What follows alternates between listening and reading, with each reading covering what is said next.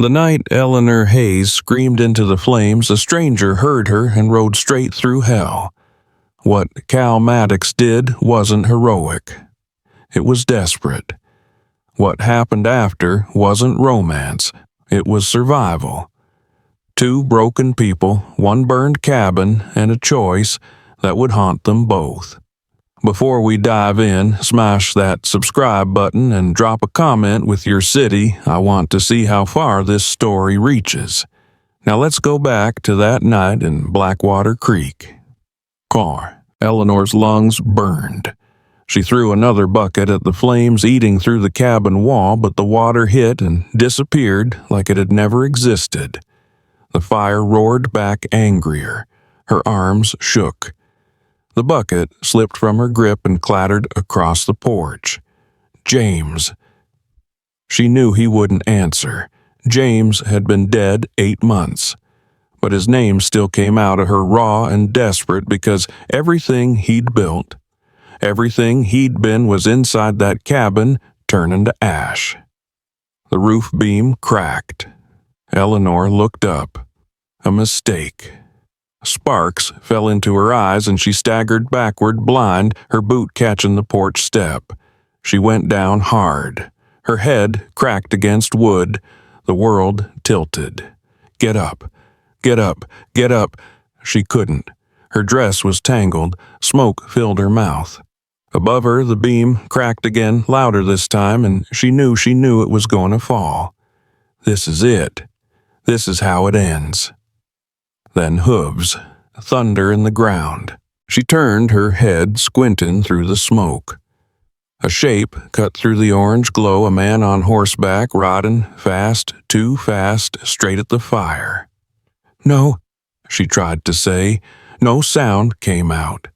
The man didn't slow. He rode onto the porch. The horse screamed. He swung down before it stopped boots, hitting burning wood, and his hands were on her rough and sure. Stand up. I can't. He didn't ask again. He ripped his coat off, threw it over her head, and lifted her. She felt his chest heave as he ran, felt the heat slam into them both, and then the air changed cooler, thinner, and he was setting her down in the grass 20 yards out. He pulled the coat away. Breathe. She tried, coughed instead. Her chest hitched and folded, and she thought she'd choke on her own lungs. His hand pressed between her shoulder blades, steady. Slow, in through your nose. She obeyed. Once, twice, her vision cleared. She saw his face, hard, scarred, a stranger's face, and behind him the cabin collapsed. The roof caved in. Flames shot into the sky. No, her voice cracked. No, no. She tried to stand. His arm locked around her waist. Let me go. Nothing left to save. Everything's in there, everything. Then it's gone. She clawed at his arm, kicked, screamed. He didn't let go, just held her while she broke apart until her strength bled out and she sagged against him, shaking so hard her teeth rattled. I have nothing, she whispered. Nothing. His grip loosened, but he didn't move away. You're breathing. That's not nothing. She stared at the fire, watched it devour the last of her life. Who are you? Cal Maddox. Why did you? Because I heard you. That was all. No explanation, no justification, just 4 words that somehow made her chest crack open again. Dawn. Rain started before dawn. Cold, hard drops that hissed against the embers. Eleanor sat in the mud knees, pulled to her chest, staring at the black skeleton of her cabin. Cal Maddox stood 10 feet away, coat back on hat dripping. He hadn't said anything in over an hour. Just stood there like he was keeping watch. You can leave. Her voice scraped. I'm fine. He glanced at her, said nothing. I mean it. You don't owe me anything. Didn't say I did. Then why are you still here? Cal turned back to the ruins. Because you're not fine. That's not your problem. No, it's not. Eleanor wanted to argue, but exhaustion crushed the words before they left her mouth. Her hands were blistered. Her hair stank of smoke. She couldn't even cry. She'd burned through her tears hours ago. "What's your name?" Cal asked. "Eleanor Hayes." He nodded. Didn't offer condolences. Didn't say he was sorry. She was grateful for that. "You got people?" he asked. "Had a husband? Dead? Parents dead? Cousin in Missouri I haven't seen in 6 years." She laughed bitter. "So, no people. Where will you go?" "I don't know." The truth tasted like ash. "I'll figure it out." "When?" She looked up at him. His face was unreadable, but something in his eyes, something old and tired, made her answer honestly. "I don't know that either." Cal studied her for a long moment. Then he walked to his horse, pulled something from his saddlebag, and came back. He held out a canteen. "Drink." She took it. The water was warm but clean. It soothed her throat. "There's a barn," she said. "Quarter-mile east. Empty. Johnson's moved to Kansas." "Can you walk?" Eleanor pushed herself up. Her legs shook. "Yes." Cal extended his hand. She stared at it, rough-scarred, blistered from the fire, then took it. His grip was solid. He pulled her up, and for a second they stood close enough that she could smell leather and smoke and something metallic. Blood, maybe. "Let's move," he said. They walked. Mud sucked at her boots. Rain soaked through her dress. Twice her knees buckled. Twice Cal caught her elbow and steadied her without a word. When they reached the barn, he pushed the door open. It smelled like rot and old straw, but it was dry. Cal led his horse inside, tied it to a post, then turned to Eleanor. "Sit."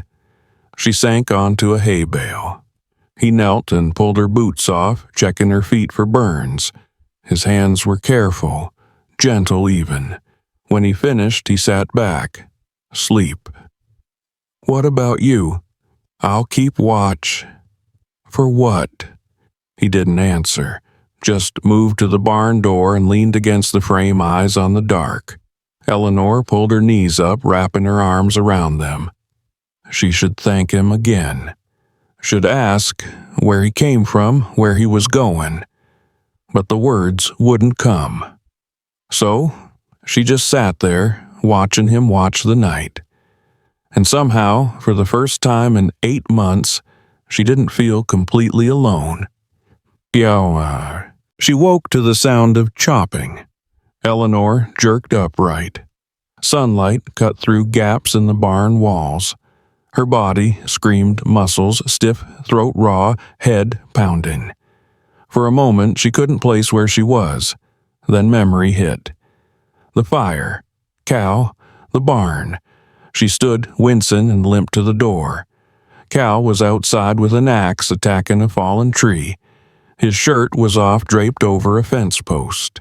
His back was a map of scars, some thin and white, some thick and purple. War scars. He swung the axe in a steady rhythm, splitting wood like he'd been doing it his whole life. He turned, saw her. "You're up." "What are you doing?" "Making firewood. You'll need it." Eleanor stepped out. The rain had stopped. The ground steamed in the morning sun. Everything smelled like wet earth and pine. "You don't have to do this. I know." "Then why?" "Because you need it." He drove the axe into the stump. "And I'm here." Eleanor crossed her arms. "For how long?" Cal reached for his shirt, pulling it on slowly. His hands were worse than last night, blistered, angry red. He didn't flinch. "Long as it takes." "Takes for what?" "For you to figure out what's next." She laughed. Bitter. "What if there is no next?" "There's always a next." He picked up the axe again. Question is whether you're strong enough to find it. I'm not strong. I'm tired. Tired people don't scream for help. They give up." He looked at her. "You didn't give up." Eleanor's throat tightened. She wanted to argue, wanted to tell him he was wrong, that she had given up months ago and was just too stubborn to die. But the words stuck. "Why did you really stay?" she asked. Cal's jaw flexed. He stared at the axe in his hands. "Because no one stayed for me," he said finally. "And I won't do that to someone else." The rawness in his voice hit her like a fist. She wanted to ask what he meant, but something in his face, something broken, told her not to push. "Thank you," she said instead. He nodded, turned back to the wood. Eleanor walked toward the stream she knew was north of the barn. When she glanced back, Cal was already swinging the axe again, his movements mechanical, like he was trying to outrun something he couldn't name. Darn. 3 days passed. Cal didn't leave. He slept outside the barn under a tarp he'd rigged between trees. He checked snares he'd set and brought back rabbit. He found a cast-iron skillet in the Johnsons' abandoned kitchen and cooked over a fire he built every evening. He spoke only when necessary. Eleanor watched him. She didn't know what else to do. On the 4th day, he came back from the ruins carrying something wrapped in a scorched cloth. He set it on the hay bale beside her. "Found this." She unwrapped it. James's pocket watch. The case was blackened, but when she opened it, the hands still moved. Her vision blurred. "Eleanor, don't." She closed her fist around the watch. "Just don't." Cal nodded. He didn't try to comfort her, didn't say it would be okay. He just sat down a few feet away and waited while she cried. When she finally stopped, she looked at him. "Where are you from?" "Everywhere, nowhere." "That's not an answer." "It's the only one I have." Eleanor wiped her face. "You were a soldier." "Not a question." Cal's expression didn't change, but something flickered in his eyes. "Yes." "What war does it matter?" "It does to me." Cal was silent for a long time. Then, "The war where good men died and bad men lived." "That one." Eleanor frowned. "Which side were you?" "The losing one." She waited. He didn't elaborate. "Why did you leave?" she asked. Cal's hands clenched. "Because I'm a coward." "I don't believe that." "You should." "Why?" "Because I left men behind." His voice turned sharp. "We were ambushed. I was supposed to hold the line. I ran. They died. End of story." Eleanor's breath caught. "Cal, don't." He stood. "Don't tell me it wasn't my fault. Don't tell me I did what I had to. I know what I did. And you've been punishing yourself ever since." He looked at her eyes hard. "Wouldn't you?" Eleanor thought of James, the nights she'd lain awake wondering if she'd missed something, if she could have saved him, if his death was somehow her fault. "Yes," she said quietly. "I would." Cal's shoulders sagged. He sat back down slower this time, like the weight of it all was finally too much. "I don't know if it ever stops," Eleanor said. "The guilt, but maybe it hurts less if you're not alone." Cal's head turned toward her. His eyes were dark, exhausted. "Why are you being kind to me?" "Because you were kind first." "I wasn't kind. I just did what anyone would do." "No." Eleanor shook her head. "Most people would have kept riding. You didn't." Cal stared at her. Something shifted in his face, something vulnerable and terrified. "What if I stay and I let you down?" What if you stay and you don't? Silence, long and heavy. Then Cal nodded. Once. All right, I'll stay. For how long? Until you tell me to leave. Eleanor's chest ached. What if I never do? Cal's mouth twitched, not quite a smile. Then I guess you're stuck with me. Dad. A week later, Mrs. Callahan from the general store showed up at the barn. She was a thin woman with sharp eyes and a sharper tongue. Eleanor Hayes, she said, hands on her hips. What in heaven's name are you doing out here with that man? Eleanor, who'd been mending a tear in her dress, looked up. Surviving Mrs. Callahan, same as always. People are talking. Let them. A widow living alone with a strange man, it's not proper. Eleanor set the needle down, slowly. Mrs. Callahan, my cabin burned to the ground. I lost everything. The only person who helped me was Cal. So forgive me if I don't care what people think. Mrs. Callahan's mouth puckered. You should care. Your reputation, my reputation. Eleanor stood. I'm a widow with no home, no money, bate, and no family. What reputation do I have left to lose? Eleanor. If you came here to help, then help.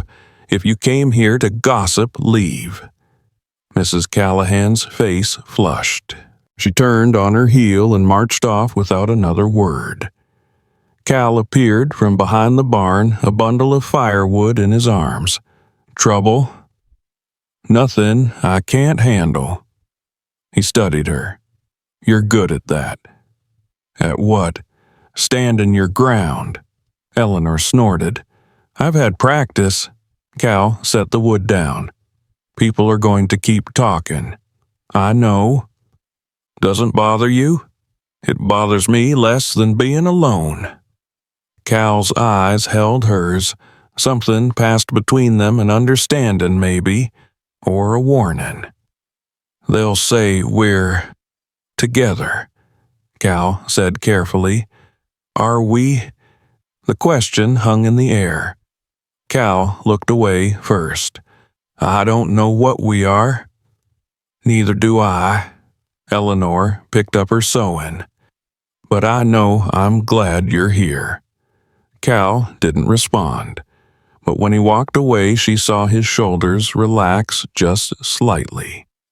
Gone. 2 weeks and Reverend Morris came by. He was a stocky man with a gray beard and kind eyes that didn't match his stern voice. Eleanor, we need to talk. She didn't invite him inside. About what? About Mr. Maddox. What about him? The Reverend glanced toward the barn where Cal was repairing a broken door hinge. Do you know anything about him, where he's from, what he's done?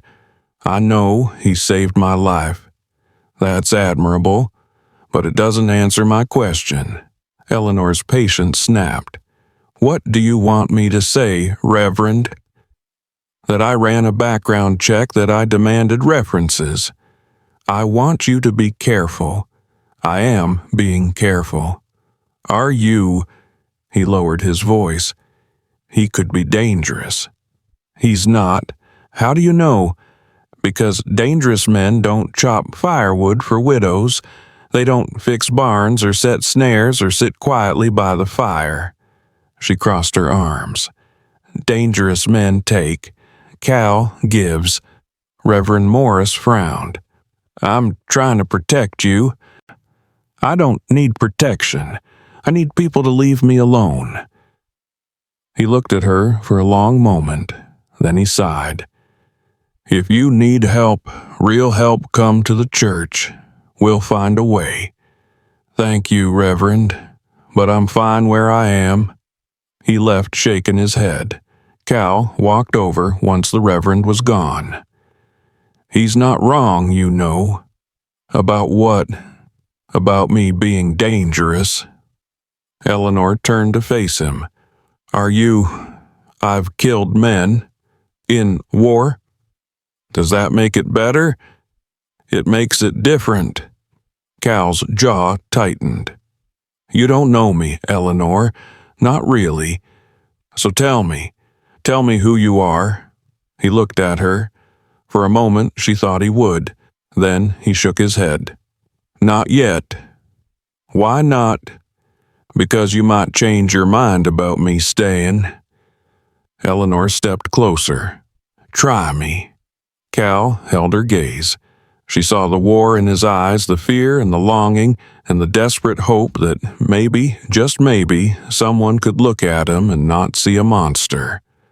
I ran, he said finally. When my unit was ambushed, I ran. They called for me. I heard them screaming my name, and I kept running. Eleanor's heart clenched. How many died? 7. How many survived? 3. Because I went back. She blinked. What? I ran. Then I heard them screaming, and I went back. His voice cracked. I pulled 3 men out, but 7 died waiting for me. 7 men died because I was too afraid to stay. Eleanor reached out. Her hand found his. His fingers were rough-scarred, trembling. You went back, she said. Too late. But you went back. Cal's eyes glistened. It doesn't change what I did. No, but it changes what you are. Eleanor squeezed his hand. You're not a coward, Cal. You're human, and humans get scared. But you didn't stay scared. You went back. A tear slipped down his cheek. He didn't wipe it away. I don't know how to live with it, he whispered. Neither do I. But maybe we can figure it out together. Cal looked at their joined hands. Then, slowly, he nodded. So, that night they sat by the fire. The sky was clear, stars scattered like broken glass. Tell me about him, Cal said. Your husband? Eleanor poked the fire with a stick. James was steady, reliable. He built this cabin with his own hands. Took him 2 years. He was so proud when it was finished. She smiled sadly. He used to say it would last forever, that our grandchildren would live here. How did he die? Fever. It came on fast. 3 days and he was gone. Her voice dropped. I couldn't save him. I tried everything. Kept him cool, made him drink, prayed until my knees bled, but he just slipped away. Cal was quiet. Then, it wasn't your fault. I know, but knowing doesn't help. No, it doesn't. They sat in silence. The fire crackled. Somewhere and in the distance a coyote howled. What will you do? Cal asked. When winter comes, Eleanor shrugged. I don't know. Find work maybe. Save money.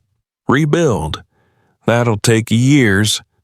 I have time. You have nothing. She looked at him. I have you.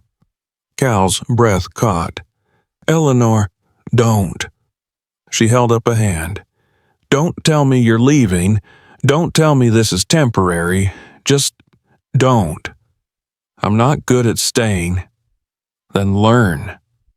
Cal shook his head. You make it sound easy. It's not, but it's worth it. He stared at her across the flames. Why? Because loneliness kills slower than fire, but it still kills. Cal's expression cracked. He looked away, jaw working.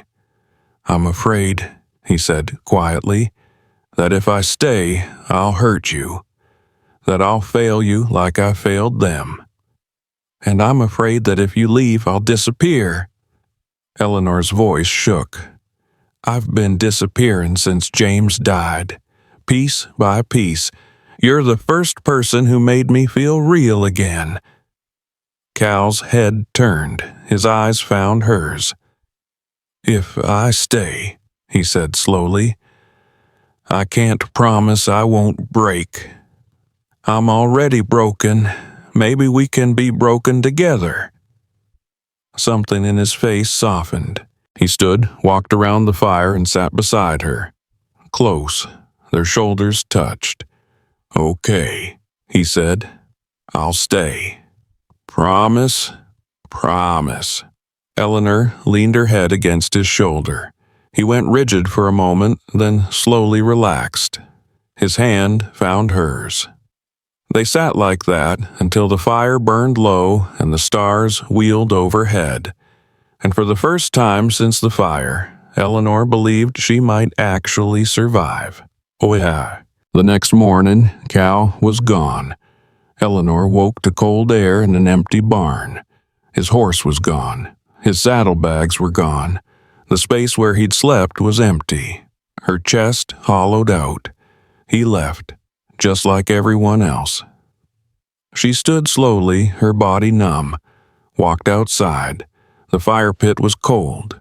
No fresh wood, no sign of him anywhere. Of course he left. Why would he stay? She was nothing. Nobody. Then she saw it, a stack of firewood, freshly split, enough to last weeks, and beside it a note weighted down by a stone. She picked it up. His handwriting was rough slanted. "Gone to town, getting supplies, back by noon. Don't disappear on me. See." Eleanor's knees buckled. She sat down hard in the dirt, clutching the note, and laughed. It turned into a sob, then back into a laugh. He was coming back. He promised, and he was coming back. She pressed the note to her chest and waited. And when noon came, she heard hooves. She looked up and saw him riding toward her, saddlebags full of that same unreadable expression on his face. He dismounted, walked over, looked down at her sitting in the dirt. "You okay?" She stood, brushed herself off. "Yeah, I'm okay." He studied her eyes, narrowing. "You thought I left?" "Maybe. I said I'd stay. People say a lot of things." Cal's jaw tightened. Then he reached into his saddlebag and pulled out a small bundle wrapped in cloth. He held it out. "What is it? Open it." She unwrapped it. Inside was a set of nails, a hammer, and a small bag of seeds. "For rebuilding," Cal said. "The cabin, it'll take time, but—" Eleanor looked up at him. His face was uncertain, almost shy. "You really mean it?" she whispered. "You're staying." "I'm staying." She threw her arms around him. He went stiff, surprised, then slowly his arms came up and wrapped around her. His chin rested on top of her head. "I'm staying," he said again, quieter, like he needed to hear it too. Eleanor closed her eyes and held on. And for the first time in 8 months, she let herself hope. The first nail went in crooked. Eleanor held the board steady while Cal swung the hammer. It glanced off, leaving a dent in the wood. He swore under his breath.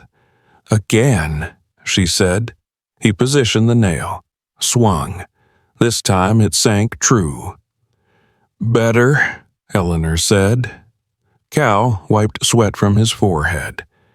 They'd been at it since dawn, clearing the burned foundation, salvaging what they could, laying down new beams.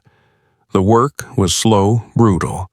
Every muscle in Eleanor's body screamed. But she didn't stop. Neither did Cal. "We need more lumber," he said, stepping back to assess their progress. The skeleton of a frame stood where her cabin used to be. Barely anything but something. "How much?" "At least 50 more boards, maybe 70. Eleanor's stomach sank. "That'll cost—" "I know." "I don't have money for that, Cal." He looked at her. "I do." "No." She shook her head. "You've already done too much." Eleanor, I mean it. You've given me firewood food supplies. I can't take your money, too. Cal set the hammer down. Then how do you plan to rebuild? I'll figure it out. How? She didn't have an answer. Cal waited patient, letting the silence stretch until it became unbearable. I'll find work, she said finally. In town. Someone needs help. Doing what? Cal's voice was gentle but firm. You're a widow, no family. People already think you're living in sin with a drifter. Who's going to hire you? Eleanor's face burned. Someone will. Maybe, but it'll take time, and winter's coming. He picked up the hammer again. Let me help you, please. The please broke her. She looked at him, this man who owed her nothing, who'd given her everything, and felt something crack open in her chest. Why? Her voice came out raw. Why do you care so much? Cal's hand tightened around the hammer. He stared at the unfinished frame. Because when I had nothing, he said quietly, no one helped me. And I swore if I ever had the chance, I wouldn't let that happen to someone else. Eleanor's throat closed. You're a better man than you think you are. No, I'm just trying to be. She reached out and touched his arm. He flinched slightly, then stilled. Okay, she whispered. Okay, we'll use your money, but I'll pay you back. Every cent. Cal's mouth curved. Not quite a smile, but close. Deal. They went back to work. The sun climbed higher. Sweat soaked through Eleanor's dress. Her hands blistered, then bled. Cal noticed and made her stop. Rest, he said, handing her water. I'm fine. You're bleeding. Eleanor looked at her palms, red smeared across the lines. She hadn't even felt it. Cal pulled a clean cloth from his pocket and wrapped her hands carefully, his touch surprisingly gentle. You don't have to do everything at once, he said. Neither do you. He glanced at her, then back at her hands. I'm used to pain. So am I. That doesn't mean we should ignore it. Cal tied off the cloth. His fingers lingered for a moment before he pulled away. You're stubborn, he said. So are you. This time he did smile. Small, brief, but real. Eleanor's heart did something strange in her chest. That afternoon a wagon rolled up. Eleanor looked up from where she was sorting nails and saw Tom Brennan, a thick-set farmer with a red face and suspicious eyes, climbing down. Eleanor Hayes, he called out. She stood wiping her hands on her dress. Mr. Brennan. His gaze swept past her to where Cal was lifting a beam into place. That the stranger everyone's talking about, that's Cal Maddox. He's helping me rebuild. I can see that. Brennan's tone made it clear he didn't approve. Heard some troubling things, Eleanor. Such as you're living out here alone with a man you barely know, such as he's got no past anyone can trace, such as he saved my life and you didn't. Eleanor's voice turned sharp. Where were you when my cabin burned down, Mr. Brennan? Where was anyone? Brennan's face darkened. Now, hold on. No, you hold on. Eleanor stepped forward. I lost everything, every single thing I owned, and the only person who helped me was Cal. So if you came here to lecture me about propriety, you can turn that wagon around and leave. Brennan's jaw worked. People are concerned. People are nosy. Eleanor, I appreciate your concern, Mr. Brennan, but I'm fine. Cal's been nothing but respectful, and what I do is my business. Brennan looked past her again. Cal had stopped working and was watching them, his expression unreadable. That man's dangerous, Brennan said quietly. I can see it in his eyes. You're wrong. Am I? Brennan shook his head. Mark my words, Eleanor. This'll end badly. He climbed back onto his wagon and drove off without another word. Eleanor stood there, fists clenched, breathing hard. You didn't have to do that, Cal said behind her. She turned. Yes, I did. They're going to make your life harder. Let them try. Cal studied her. You're not afraid of them. I'm afraid of being alone again. She met his eyes. I'm not afraid of you. Something flickered across Cal's face, surprise maybe, or disbelief. You should be, he said quietly. Why? Because I'm exactly what Brennan said, dangerous. To who? To everyone. Cal's voice dropped. I've done things, Eleanor, bad things, things I can't take back. In the war? After the war, too. Eleanor's heart skipped. What kind of things? Cal turned away. The kind that keep me awake at night. Tell me. No.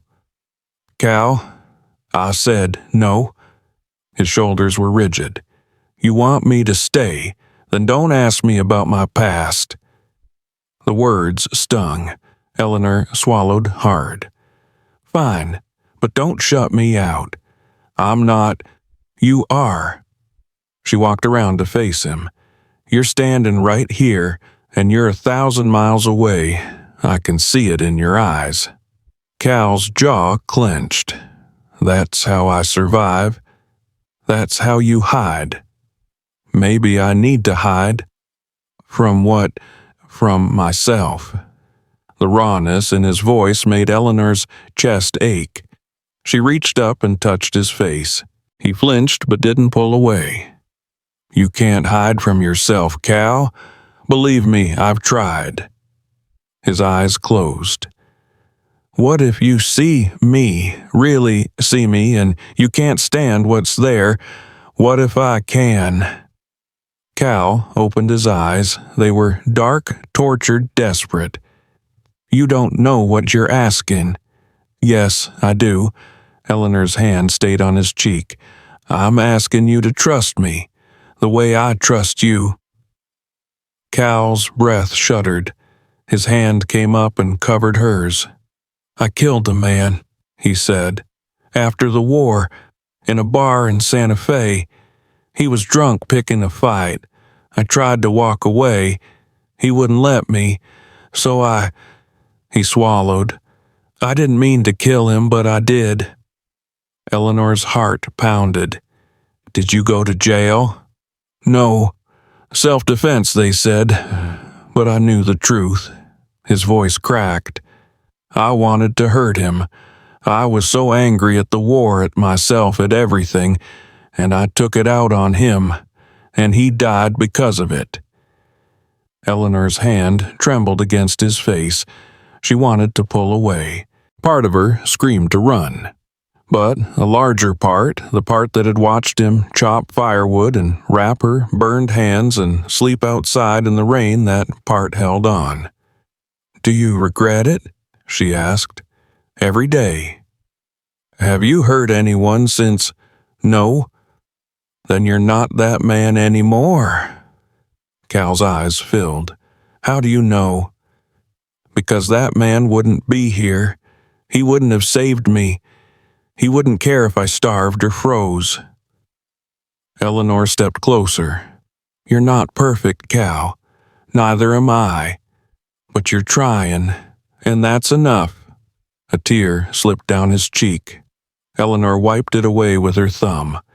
Don't leave, she whispered. Please, whatever demons you're running from, don't run from me. Cal's hand tightened over hers. I'm scared. So am I. Of what? Of needing you too much. Cal let out a broken laugh. I'm already too far gone. Eleanor's breath caught. What does that mean? He looked at her, really looked at her, and she saw everything he was trying to hide. The fear, the longing, the desperate aching hope. "It means," he said quietly, "that I can't leave, even if I wanted to." Eleanor's heart hammered. "Good, because I won't let you." Cal pulled her hand away from his face, but he didn't let go.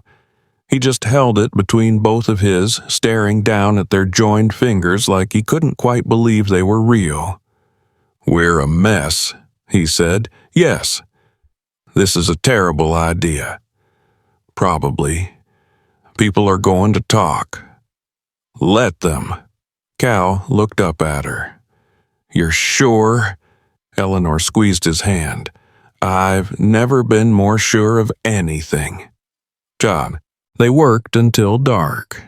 By the time they stopped, the frame was mostly up. It didn't look like much, just bare bones, no walls, no roof, but it was progress. Eleanor stood back, her hands throbbing her back, screaming, and felt something she hadn't felt in months. Pride. "It's coming together," Cal said beside her. "Yeah, it is." They stood in silence, watching the last light fade from the sky. "Cal, yeah, thank you." He glanced at her. "For what?" "For staying, for helping, for—" She trailed off, searching for words. "For making me feel like I matter." Cal's expression softened. "You do matter." "I didn't, not for a long time. You matter to me." The words hung between them heavy and true. Eleanor looked at him. His face was shadowed, but his eyes caught the last bit of light. She wanted to say something back, wanted to tell him he mattered to her too, that she was terrified and grateful and confused all at once, but the words tangled in her throat. Instead, she just nodded. Cal nodded back. And somehow, that was enough. That night, they sat by the fire. Cal had caught another rabbit. Eleanor had found wild onions growing near the stream. Together, they made something that almost resembled a real meal. "This is good," Eleanor said, surprised. Cal shrugged. "Army taught me how to cook with nothing." "What else did the Army teach you? How to kill, how to survive, how to stop feeling." Eleanor set her plate down. "Did it work? The not feeling part?" Cal stared into the flames. "For a while, then it didn't." "What changed?" "I met you." Eleanor's breath stopped. "Cal, I'm not saying this to make things complicated." He looked at her. "I'm saying it because it's true. For years I've been numb, just going through the motions. And then I heard you screaming, and something inside me woke up." Eleanor's eyes burned. "I don't know what to say." "You don't have to say anything, but I want to." She leaned forward. "You woke something up in me, too. I've been dead inside since James passed, just existing, and you made me feel alive again." Cal's jaw worked. "I'm not James. I know. I'll never be him." "I don't want you to be." Eleanor's voice shook. "I love James. I'll always love him. But he's gone. And you're here. And I don't want to feel guilty about that anymore." Cal reached across the space between them. His hand found hers. "You shouldn't feel guilty," he said. "Loving someone new doesn't erase who you loved before. Do you believe that I'm trying to?" Eleanor turned her hand over, lacing her fingers through his. His palm was rough, calloused, scarred. It felt like safety. "What are we doing, Cal?" "I don't know." "Are we at... Is this..." She couldn't finish the question. Cal's thumb brushed across her knuckles. I don't have words for what this is, but I know I don't want it to stop. Eleanor's heart hammered. Neither do I. They sat like that, hands joined the fire crackling between them. Somewhere in the darkness, an owl called. The wind rustled through the pines, and, for the first time in forever, Eleanor felt something close to peace. You mean? 2 days later, Eleanor went into town. She needed fabric for curtains, nails, and a few other supplies Cal couldn't get on his last trip. She took the Johnsons' old wagon, which Cal had fixed up. Blackwater Creek was small one main street, a handful of shops, a church at the north end. Eleanor tied the wagon outside the general store and went inside. Mrs. Callahan was behind the counter. When she saw Eleanor, her expression soured. "Miss Hayes? Mrs. Callahan?" Eleanor grabbed a basket. "I need fabric, and nails, and I heard Tom Brennan paid you a visit." Eleanor stiffened. "He did? And you sent him away." "I asked him to leave, yes." Mrs. Callahan's mouth pinched.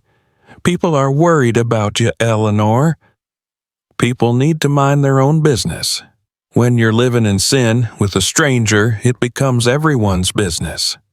Eleanor's temper snapped. She set the basket down hard. "I'm not living in sin. Cal sleeps outside. We're not—" She stopped herself. "It doesn't matter. I don't owe anyone an explanation. You're a widow. You should be in mourning." "I am in mourning." Eleanor's voice cracked. "I wake up every day in a world without James. I see his grave every time I close my eyes. But I'm also trying to survive, and Cal is helping me do that. If people wanted to twist that into something ugly, that's their problem." Mrs. Callahan's face softened slightly. "I'm not trying to be cruel, Eleanor. I'm trying to protect you." "From what?" "From making a mistake you can't undo." Eleanor laughed bitterly. "The only mistake I could make is pushing away the one person who's been good to me." She grabbed the basket again, filled it with what she needed, and paid. Mrs. Callahan counted the coins in silence. As Eleanor turned to leave, Mrs. Callahan said, "Be careful, Eleanor. Strangers don't stay." "Maybe this one will." She walked out before Mrs. Callahan could respond. But as Eleanor climbed onto the wagon, doubt crept in. What if Mrs. Callahan was right? What if Cal left? What if she was setting herself up for more heartbreak? She shook the thought away and snapped the reins. The horses started forward. She'd rather risk heartbreak than live alone. When she got back to the barn, Cal was gone. His horse was there, but he wasn't. Eleanor's stomach twisted. "Cal," she called. No answer. She checked the barn, the half-built cabin, the stream. Nothing. Panic started to rise. He left. He finally realized this was too much, and he left. Then she heard it, the sound of metal on stone. She followed the noise into the woods. 50 yards in, she found Cal. He was digging. A grave-sized hole already 3 feet deep. Sweat poured down his face. His hands were bleeding. "Cal?" Eleanor's voice came out small. He looked up. His eyes were wild, distant. "I had to do something," he said. "I couldn't just sit there. I had to—" He stopped breathing hard. Eleanor stepped closer. "What are you doing?" "I don't know." He threw the shovel down. "I woke up and I couldn't breathe. I thought—" His voice broke. "I thought I was back there, in the trench, with them." Understanding hit Eleanor like a fist. "You had a nightmare?" Cal's face crumpled. He sank to his knees. "They were screaming. calling my name. I tried to reach them, but I couldn't move. I was stuck, and they just kept screaming. Eleanor dropped beside him. She wrapped her arms around him and held on tight. "You're not there," she whispered. "You're here, with me. You're safe." Cal shook in her arms. "I can still hear them. I know, but they're not real. Not anymore. They were real once. Yes, but you can't save them now. You can only save yourself." Cal pulled back, his face wet with tears. "I don't know how." "Then let me help you." He stared at her. "Why would you do that?" "Because you helped me first. Because you're not alone anymore. Because—" Eleanor's voice cracked. "Because I care about you, Cal. More than I should. More than I'm ready to admit. But I do." Cal's hands came up to frame her face. His touch was shaken desperate. "I don't deserve you," he whispered. "That's not your choice to make. Eleanor, shut up and let me care about you." Something broke in his expression. He pulled her close and buried his face in her shoulder. She held him while he shook, while he cried, while the demons he'd been carrying clawed at him from the inside. And when he finally stilled, when his breathing evened out, she didn't let go.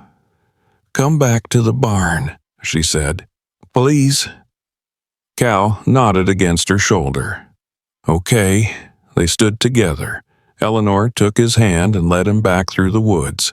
His fingers gripped hers like a lifeline. When they reached the barn, she made him sit.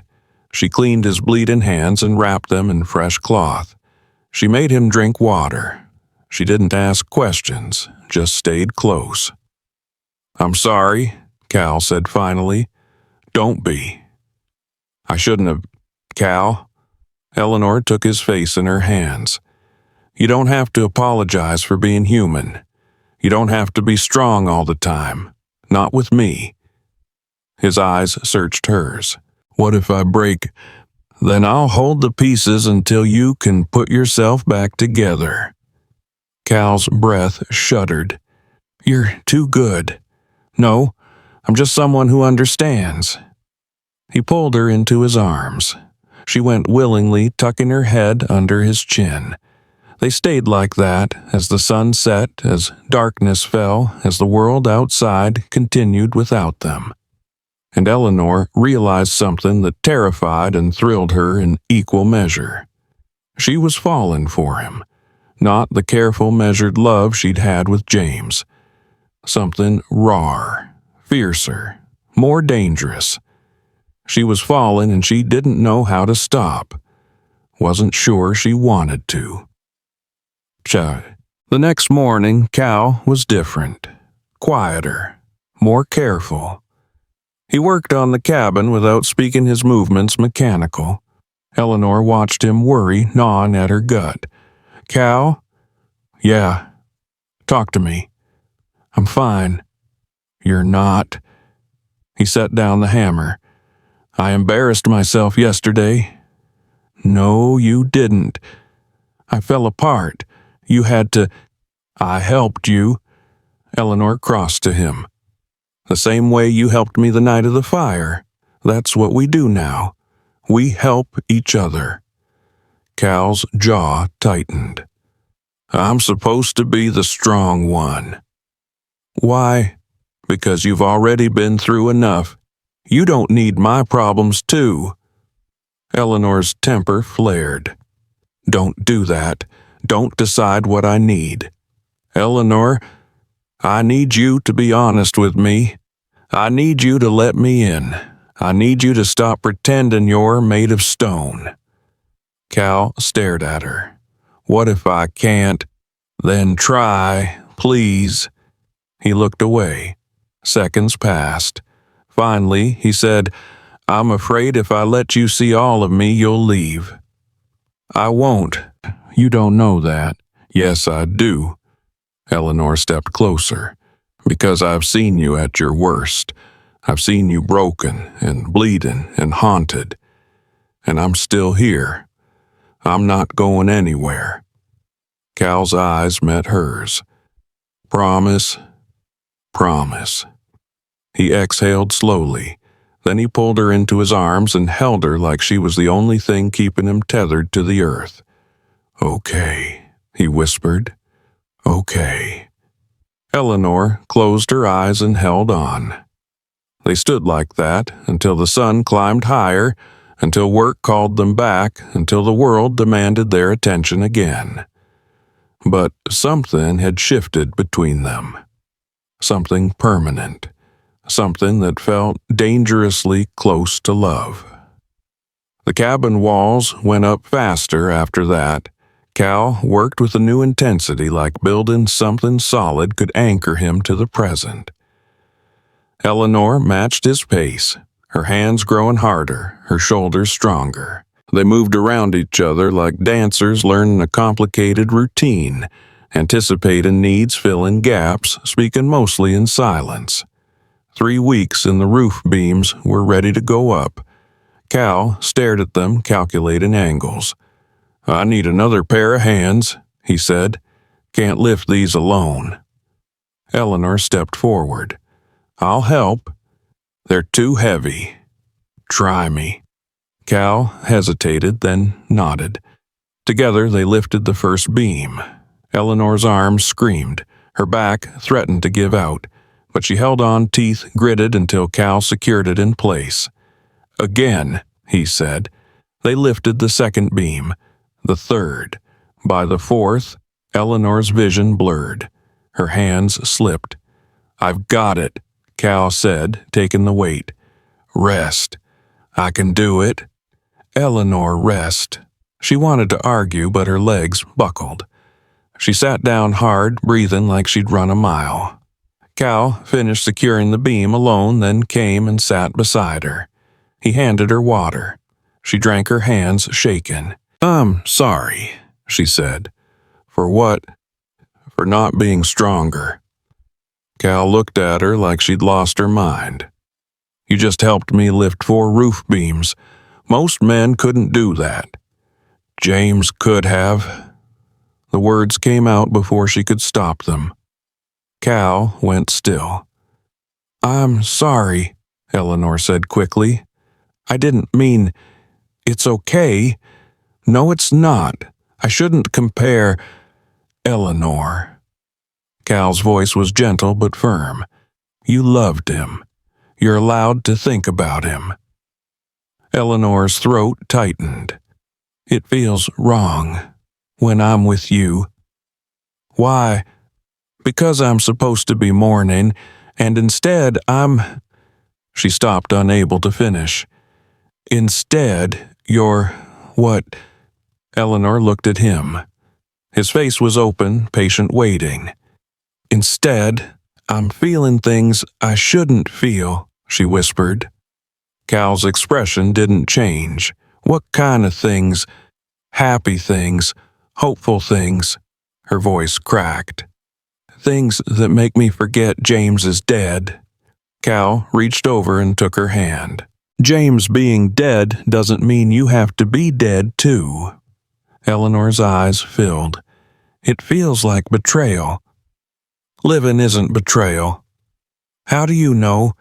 Because if you died, would you want James to spend the rest of his life alone?" Eleanor's breath hitched. "No." "Then why do you think he'd want that for you?" The logic was simple, but it cracked something open inside her. A sob escaped, then another. Cal pulled her against him and let her cry. "I miss him," she said into his chest, "but I'm glad you're here, and I hate myself for it."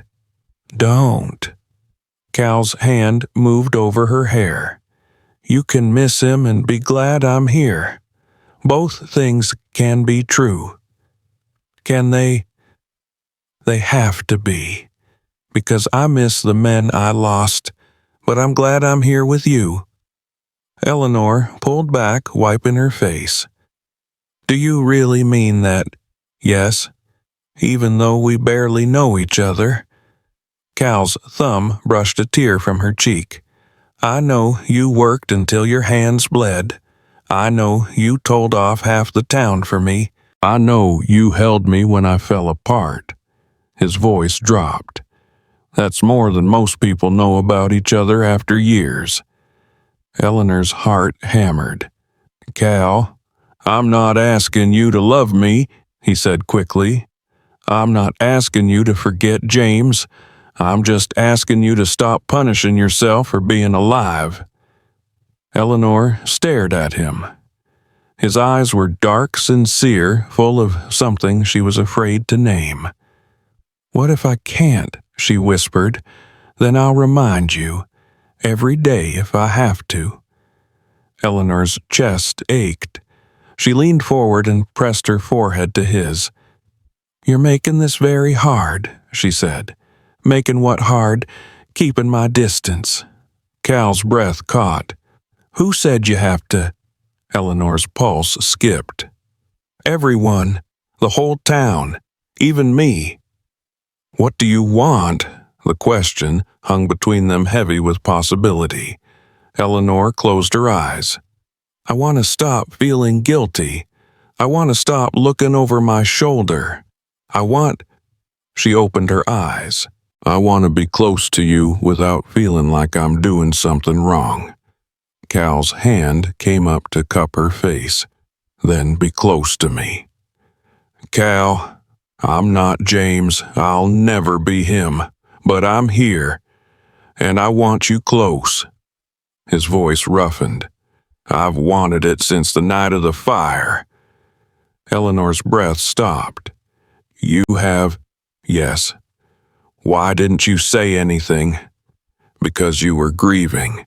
Because I didn't want to push. Because I was afraid you'd send me away." Eleanor's hand covered his. "I could never send you away." "Even if people talk, let them talk." Cal's eyes searched hers. "Are you sure?" Eleanor thought about James, about the life they'd had, about the promises she'd made at his grave. Then she thought about Cal, about the way he'd ridden through fire for her, about the way he saw her not as a widow to pity, but as a woman worth saving. "I'm sure," she said. Cal's thumb traced her bottom lip. "Eleanor, don't ask me if I'm sure again. Just kiss me." Cal's eyes darkened. He leaned in slowly, giving her time to change her mind. She didn't. His lips touched hers, soft at first, testing, then deeper, hungrier, like he'd been starving for this. Eleanor kissed him back with everything she had, all the grief and loneliness and desperate hope she'd been carrying, all the feelings she'd been too afraid to name. She poured them into him, and he took them, his hands moving to her waist, pulling her closer. When they finally broke apart, both were breathing hard. "That was—" Cal started. "Don't," Eleanor said. "Don't analyze it. Don't apologize. Just don't." Cal smiled. A real smile, the first she'd seen from him. "I wasn't going to apologize." "Good. I was going to say it was worth waiting for." Eleanor's cheeks heated. "It was, wasn't it?" "Yes." They sat there, foreheads touching, breathing each other's air. The sun climbed higher. Work waited, but neither of them moved. "We should get back to the roof," Eleanor said finally. "We should." Neither moved. Cal laughed a rough, surprised sound. "We're a mess." "Yes, we are." "No going back now." "No." Eleanor kissed him again, quick and light. "No going back." They stood and returned to work. But everything felt different now. The air felt charged. Every accidental touch sent sparks through Eleanor's skin. Every time their eyes met, heat followed. By the time the sun set, the roof frame was complete. They stood back, admiring their work. "It's really happening," Eleanor said. We're really building this." "Yes."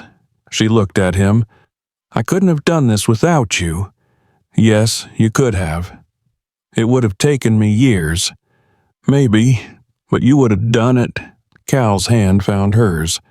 "You're stronger than you think." Eleanor leaned against him. His arm came around her shoulders automatically, like they'd been doing this for years instead of weeks. "Cal, yeah, what happens when the cabin's done?" His arm tightened. "What do you mean?" "I mean, will you stay? Or was this always temporary?" Cal was quiet for so long Eleanor's stomach twisted. Then he turned to face her, his hands on her shoulders. "I'll stay as long as you want me." "What if I want you forever?" The word hung between them, big, terrifying, impossible to take back. Cal's expression softened. "Then I guess I'm staying forever." Eleanor's eyes filled. "You mean that I've never meant anything more?" She threw her arms around him. He caught her, lifting her off the ground, and buried his face in her neck. "I love you," Eleanor whispered before she could stop herself. Cal went rigid. She felt him stop breathing. "I'm sorry," she said quickly. "I know it's too soon. I know you didn't ask for... I love you too." Eleanor pulled back. "What?" Cal set her down, his hands framing her face. "I love you. I've been trying not to. Tried to tell myself it was too fast, too complicated, but I do. I love you, Eleanor." Eleanor's heart felt too big for her chest. "How is this possible? We barely know each other." "I don't know, but it is. People will say we're crazy. Let them. They'll say I'm dishonoring James. They're wrong." Eleanor searched his face. "Are we making a mistake?" "Probably." Cal smiled. "But I don't care." Eleanor laughed through her tears. "Me neither."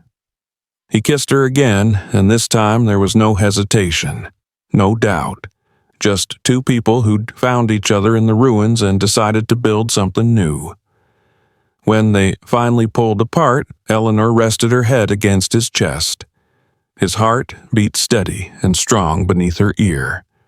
"What do we do now?" she asked. "We finish the cabin, we survive the winter, we figure out the rest as we go." "That's not much of a plan." "It's the only one I've got." Eleanor smiled. "Good enough for me." They stood there until the stars came out, until the fire burned low, until the cold drove them toward shelter, and for the first time since James died, Eleanor felt like she had a future worth living. But Blackwater Creek had other plans. 3 days later, Sheriff Dawson rode up to the building site. He was a lean man with a gray mustache and hard eyes. "Cal Maddox," he said, not bothering with pleasantries. Cal set down his hammer. "Sheriff, need to ask you some questions." Eleanor stepped forward. "About what?" Dawson's gaze flicked to her, then back to Cal. "About a robbery in Silver Creek. 2 weeks ago, 3 men held up a bank. One of them fits your description." Cal's expression didn't change. "Wasn't me." "Where were you 2 weeks ago?" "Here, building." Dawson looked at Eleanor. "That true? Yes," Eleanor said firmly. "He's been here every day." "All day?" Eleanor hesitated. Cal had gone to town once for supplies. He'd been gone half a day. Dawson saw the hesitation. "Where'd you go, Maddox? Town, for lumber?" "Anyone see you? The mill owner, Jack Patterson." Dawson made a note. "I'll check, but until I do, I need you to come in for questioning." "No," Eleanor said. Both men looked at her. "He didn't do anything wrong," she said. "You have no right." "I have every right." A witness described one of the robbers as a tall man with a scar through his eyebrow and a military bearing. Dawson's eyes locked on Cal. "That sound like anyone you know?" Eleanor's stomach dropped. "That's not enough." "It's enough to ask questions." Dawson's hand moved to his gun. "You comin'? Willingly. Maddox." Cal looked at Eleanor. Something passed between them, a silent conversation, a shared understanding. "It's okay," he said quietly. "I'll go. Clear this up." "Cal, Eleanor, it's okay." "No, it's not. You didn't do this." "I know, but running makes me look guilty." Cal turned to Dawson. "I'll answer your questions, but I'm not getting locked up." "That's not your decision." "It is if you want my cooperation." Dawson's jaw tightened. "Fine. Come to the office. We'll talk." Cal nodded. He started toward his horse. "Wait." Eleanor grabbed his arm. "Don't go, please." "I have to. What if they don't believe you? Then I'll deal with it." "Cal," he cupped her face, "I'll be back. I promise." "You can't promise that." "Yes, I can." He kissed her forehead. "Trust me." Eleanor's eyes burned. "I do, but I don't trust them." "I know." Cal's thumb brushed her cheek.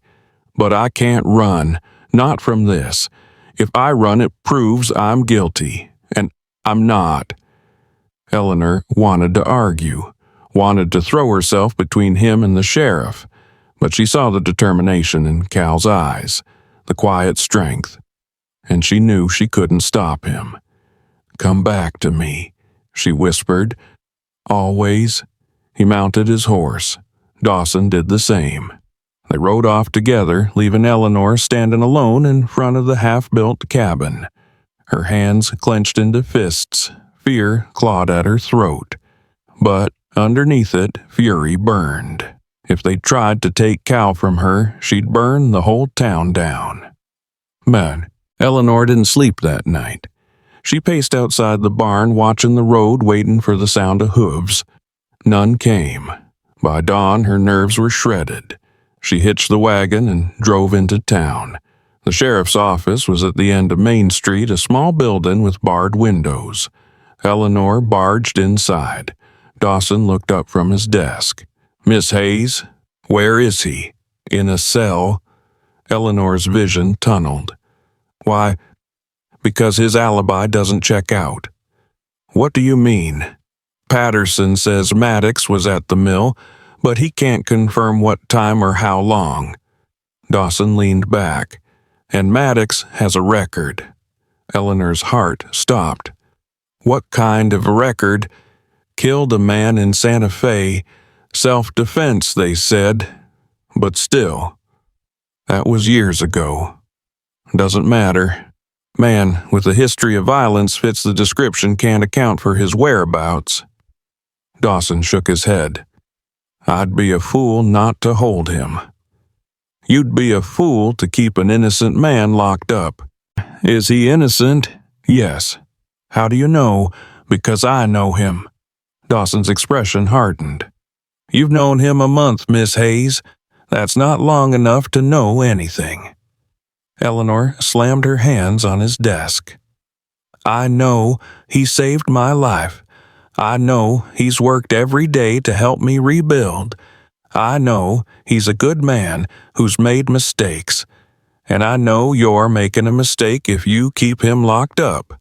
Are you threatening me? I'm telling you the truth." Dawson stood. "I'm doing my job. When the witness arrives from Silver Creek to identify the robbers, we'll see if Maddox is innocent. Until then, he stays in that cell." Eleanor's nails bit into her palms. "Can I see him?" Dawson hesitated. 5 minutes. He led her to the back. 3 cells lined the wall.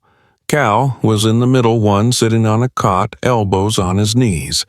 When he saw Eleanor, he stood. "You shouldn't be here," he said. "Yes, I should." Dawson unlocked the cell door, but didn't open it. 5 minutes. I'll be right outside. He left. Eleanor stepped closer to the bars. "Are you okay?" she asked. "I'm fine." "Liar?" Cal almost smiled. "Okay, I'm not fine, but I'm not hurt. They said you can't prove your alibi. Patterson remembers me, just not the exact time. That's not good enough." "I know." Eleanor's hands gripped the bars. "Cal, I'm scared." "Me too. What if the witness identifies you? Then I'll fight it." "How?" "I don't know yet." His hands covered hers through the bars. "But I will." Eleanor's voice cracked. "What if they don't let you go? Then you keep building. You finish the cabin. You survive." "I can't do this without you." "Yes, you can." "I don't want to." Tears spilled over. "Please don't ask me to." Cal's expression broke. He pulled her hands through the bars and pressed them to his chest. "I'm going to get out of here," he said fiercely. "I promise you, I'm going to come back." "You can't know that." "Yes, I can, because I'm not leaving you. Not now. Not ever." Eleanor sobbed. Cal held her hands tight. "Listen to me," he said. "No matter what happens, you keep going. You hear me? You don't give up." "Cal, promise me, Eleanor." "I can't. Promise me." Eleanor looked into his eyes and saw the fear he was trying to hide, saw the love, saw the desperate need to know she'd be okay. "I promise," she whispered. Cal exhaled. "Thank you." Doc Dawson appeared in the doorway. "Time's up." Eleanor didn't move. Cal's hands tightened on hers. "I love you," he said. "I love you too." "Miss Hayes," Dawson said more firmly. Eleanor pulled her hands free. She stepped back, her heart shattering. "I'll be back," she said. "I know." She forced herself to turn, to walk away, to leave him locked in that cell. When she reached the door, she looked back. Cal stood at the bars watching her with an expression that would haunt her for the rest of her life. Then Dawson closed the door, and he was gone. Why, Eleanor spent the next 2 days in a fog. She went through the motions, fed herself, fed Cal's horse, tried to work on the cabin. But her heart wasn't in it. Her heart was locked in a cell in town. On the 3rd day, Reverend Morris showed up. "Eleanor," he said gently, "I heard about Cal." "Then you know he's innocent." "I know he claims to be." Eleanor's temper flared. "He is. Perhaps, but even if he is this situation—" The Reverend sighed. "It's not good for you.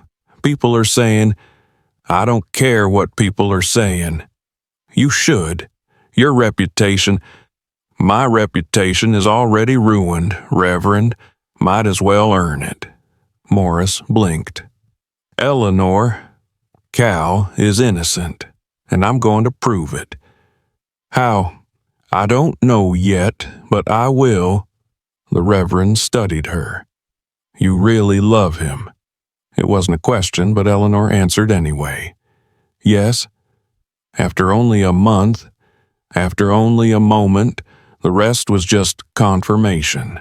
Morris shook his head. "You're playing with fire." "I've already been through fire. This is nothing." The Reverend left shaking his head. Eleanor didn't care. She had work to do. She rode to Silver Creek.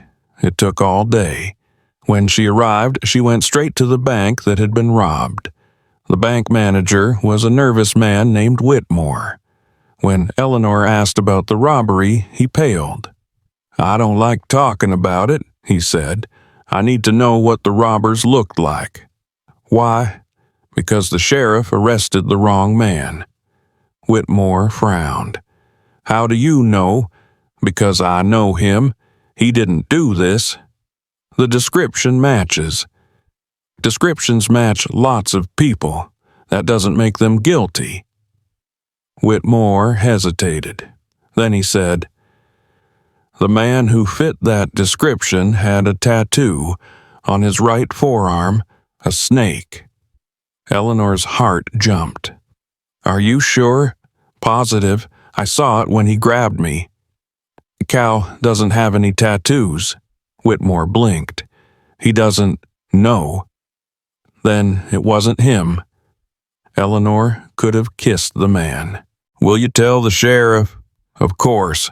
They rode back to Blackwater Creek together. By the time they arrived, the sun was setting. Dawson was in his office. "Sheriff," Whitmore said, "I need to correct my statement." Dawson frowned. "What?" "The man I saw had a tattoo, a snake on his right forearm. If Maddox doesn't have that, it wasn't him." Dawson's expression darkened. He stood and walked to the cells. Eleanor followed. Cal was lying on the cot staring at the ceiling. When he heard footsteps, he sat up. "Maddox," Dawson said, "show me your right arm." Cal pushed up his sleeve.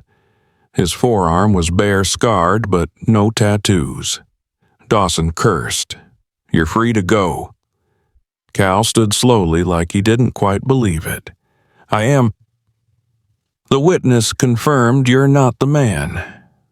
Dawson unlocked the cell. "But you stay in town until we catch the real robbers." "I'm not going anywhere." Cal stepped out. His eyes found Eleanor's. She ran to him, throwing her arms around him, and he caught her holding on so tight she could barely breathe. "You came back," he whispered. "I never left." Cal pulled back just enough to kiss her. Hard, desperate, grateful. Eleanor kissed him back, not caring that Dawson and Whitmore were watching, not caring about anything except the fact that he was free. When they finally broke apart, Cal rested his forehead against hers. "Let's go home," he said. Eleanor smiled. "Yeah, let's go home." They walked out of the sheriff's office, hand in hand. The sun had set, stars scattered across the sky. Cal helped Eleanor onto the wagon, then climbed up beside her. As they rode out of town, Eleanor leaned against him. His arm came around her automatically. "I thought I lost you," she said quietly. "You'll never lose me." "Promise, promise." Eleanor closed her eyes. The fear that had gripped her for 3 days finally released its hold. She breathed deep, letting relief wash over her. They still had a cabin to finish. Winter was coming. The town would keep talking. But none of that mattered, because Cal was free, and they were together, and that was enough. The cabin roof went on 2 days after Cal got out of jail. They worked side by side, hammering shingles in steady rhythm, neither speaking much. Eleanor kept glancing at him, reassuring herself he was real, that he was there, that they hadn't taken him away permanently. Cal caught her looking for the 3rd time and set his hammer down. "I'm not going anywhere," he said. "I know." "Do you—" Eleanor's hands stilled. "I'm trying to believe it." Cal crossed the roof and sat beside her. "Those 3 days scared you?" "They terrified me." "They terrified me too." His hand found hers. "But I meant what I said. You'll never lose me." "People lose each other all the time, Cal. Death, distance, jail. I'm not going to jail. I'm not leaving, and I'm not dying anytime soon." He squeezed her hand. "You're stuck with me." Eleanor's throat tightened. "What if something happens? What if—" "Then we'll deal with it, together." Cal turned her face toward his. "Stop waiting for the other shoe to drop." "I can't help it." "Try." Eleanor searched his eyes. "How?" "By trusting that this is real, that I'm real, that what we have isn't going to disappear." "James disappeared." The words came out raw, honest. Cal didn't flinch. "James died," he said gently. "That's not the same as disappearing, and it's not the same as me." "How do you know?" "Because I'm choosing to stay. Every single day I'm choosing you." Eleanor's vision blurred. "I'm choosing you too. Then stop being afraid to have me." The simplicity of it hit her like a blow. She'd been so busy preparing for loss that she'd forgotten how to hold on to something good. "Okay," she whispered. "I'll try." Cal kissed her forehead. "That's all I'm asking." They went back to work. The sun climbed higher. Sweat dripped down Eleanor's back. Her arms ached, but every nail she drove felt like a promise to Cal, to herself, to the future they were building together. By evening, the roof was done. They stood in front of the cabin, surveying their work. "We did it," Eleanor said, disbelief coloring her voice.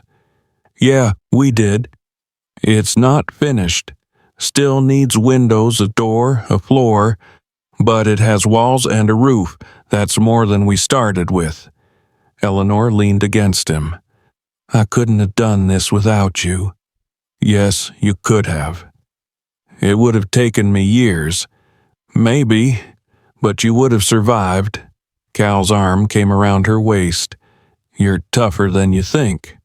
"I don't feel tough." "That's because tough people never do." Eleanor smiled against his shoulder. "When did you get so wise?" "I'm not wise, I'm just observant." "Same thing." Cal laughed. The sound wrapped around Eleanor like warmth, and she realized with a start that she was happy.